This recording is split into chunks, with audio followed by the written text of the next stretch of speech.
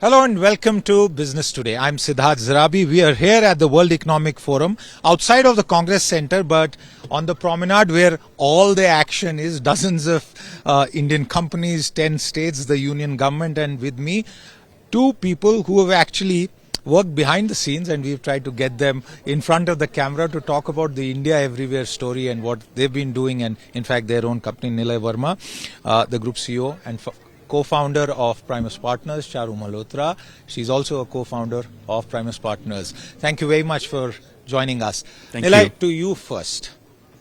Many months ago, when a very significant investment was announced in the state of Andhra Pradesh, it seemed to be a reversal of a bit of a dip that we had seen in the FDI coming into India. And now Andhra Pradesh accounted for almost 22% of the most recent FDI that came in. Connect that with the overall India as an investment destination story that you have picked up in these 4 days here at the World Economic Forum. Absolutely. Siddharth, you made the point that 10 states are here. I think that itself is a story because many investors and Primus has had the opportunity to work across the board. In fact, you talk about Google. Google is a project that Primus has done. In fact, we've been part of that story from day one. And if I was to say, there are three things why India will continue to be a strong investment story. One, we are contributing to the largest amount of global growth. No other country is contributing that amount of global growth. We're also crossing a level of per capita income where India as an investment market or a destination for products and services is going to increase. And third is the capacity of the Indian people, especially in a creative world and an economy which is driven by AI. I think all of those things makes India an extremely important market for everybody. And in the context of Andhra, I would say capacity, team and leadership. I think it starts with leadership. You can have a team, you can put in process, but if you do not have the vision, you can't execute. You may have the vision, but if you do not have the team which is committed to do it, you can't execute or you can't do it. And if the team does not have the capacity to deliver, again, you cannot do it. And I think that's come together for Andhra. Okay. A very quick point, and then I go to Charu. And this is, some of the criticism that Indian companies and Indian states are doing MOUs in foreign shores, places like the World Economic Forum. Why couldn't they have done it at home? Yeah, I think two parts. One, we are a consultant, so I'll take the middle path. For and against. I think part of it is many of this is foreign direct investment. Today, even when you're signing MOUs, you are reflecting foreign direct investment, and you're also telling the world that even in Davos, that's India's the growth story. The other thing is, look, for many states, Davos is also a place of networking and brand positioning. End of the day, I've always believed brand drives valuation. And I think over a period of time, every state is going to mature to that. Charu, in terms of the brand and the value that it derives, this is clearly a place to brand, but it involves significant effort and, of course, money. But on the effort, really, if I were to ask you, the cumulative sense you pick up from all the effort that the union government and the states have put in, what is the likely outcome? So, first, I think it's very exciting to see a lot of at the Indian state pavilions as well as the industry pavilions. There's a lot of rush of global partners, of global companies coming in, and I think that in itself is talking about the whole. So, when global ideas are getting global attention to India at a platform and a place like WEF, I think it should translate into outcomes if, of course, the governments themselves act with speed.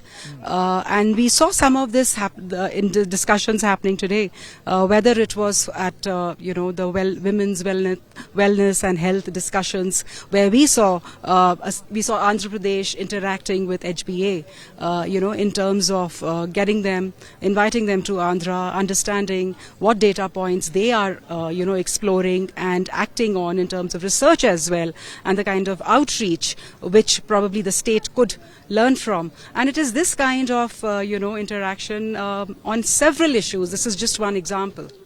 Absolutely. This sorry, is sorry. Go ahead. Come in on that. if I was to add, look, even if you were able to get a 1,000 crore investment in this place, it's worth the investment that you make. Oh, absolutely, Nilaya. If you were to toss that question to me, I'm in anything to get jobs. Absolutely. Anything to get, even if you have to go to Mars, and Elon Musk, Absolutely. who is also here at Davos, has a plan to go to Mars. So why would we have be critical about it? Yeah, and if I can say it in Hindi, जो दिखता है वो बिकता है. जो नहीं दिखता है वो नहीं बिकता है. This is a very, very important point. Nilay, one of the things that we've seen in 2025 is the big year of reforms, multiple reforms, and taxation, labor, more foreign investment, private sector investment in the nuclear power sector, for example. What kind of message has this string of reforms and the promise of more in 2026 been sending to foreign investors? You yourself spoke about Google. How does this resonate with the foreign investor community? Extremely positive, Siddharth. The reality is not just the last 12 months. If you look at the last 24 months, we've had direct tax reforms, we've had indirect tax reforms, we've had labor reforms. All of this tells investors that India is ready for business. Charu and I both were at a conversation with about 6 universities, from Japan to Europe to London to US, and they were amazed at the framework that we have created to bring foreign universities into India. Did anyone decide to open a campus? Because already a few have. 17 of them. Yeah. 17 have come to India, are in the process of setting up, getting approvals. But today, in our conversation, we had some commitments. Let's take this further. Let's talk about it. So I think it is there. I think as we move forward, Siddharth, our reforms will need to now look at the social sector. I always believe, now obviously it's the world of AI and it's a revolution. It's not like any other, it's not an IT revolution. It's fundamentally altering the way we do business and deliver business. My sense is the next generation of reform, and I'm very hopeful, budget is around the corner, Yes. is going to be how do we bring in AI in school? How do we formalize the entire welfare economy, which can, in our own report, say we can bring in 5 crore more people, which is high-paying jobs, and which we define as more than 35,000 rupees a month. So I think that's the other area that we really want to see reform. And the third area is really urban infrastructure. I was part of a discussion recently, and we were talking about West Coast versus East Coast, and I said part of how the East Coast has to grow is when we're going to bring large city centers, because that's what drives the economy. And I think many Indian cities today can no longer bear the burden of driving more growth. I'll use the word, they are unlivable in many parts. So absolutely. As we wind down this conversation, I want to try and get you to explain to our viewers. Many would be familiar with your name, but many wouldn't be. What motivated both of you to kind of go down the path of creating a Bharatiya consulting firm, Atmanirbhar consulting firm? Of course, this is a target and a policy objective that has been outlined at the highest levels of the Indian government. But what was the personal motivation for both of you? Charu, I, and 4 more co-founders, and none of us is founder. We're all co-founders. Okay. When we decided, we said, so do you sit on a round table when you do meetings? Is it like literally a round table of equals? Every morning, 9 a.m. to 10 a.m. Because that's driving culture. But from day one, we had an independent board. But coming back to your question, Siddharth, many of us have achieved whatever we wanted to achieve, but we were really impressed by the call that the Prime Minister made when he said, why can't India have its own Big Four? And so that was a vision. We knew it's tough one, but 5 years down the line, we feel very proud that today we are at Davos. We can compete with anybody in the world and succeed. We do not lose an assignment if we compete. And I think there are 3 fundamental reasons why that has happened.